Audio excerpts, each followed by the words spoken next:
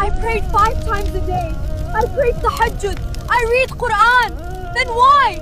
Why am I being sent to Jahannam? Yes, you did all those good deeds, but you committed one sin that outweighed them all. She prayed every prayer, read Quran, gave charity, yet she was ordered to the fire because of one sin. Who was this woman? And what sin did she commit? She looked like a woman of worship. She never missed salah. She prayed tahajjud. She fasted. She gave zakat. She carried a Quran everywhere she went. But Allah does not judge by what people see. Hidden beneath her worship was a single sin that outweighed all her good. She cursed with her tongue. She mocked her neighbors, insulted their families, spread rumors, destroyed reputations. She wounded hearts with the very tongue Allah blessed her with. She thought her worship would save her. And on the day of judgment, her salah was placed, her Quran was placed, her charity was placed. But then came the words she spoke: slander, insults, mockery, humiliation. The harm she caused outweighed years of worship. Your salah cannot save you if your tongue destroys others.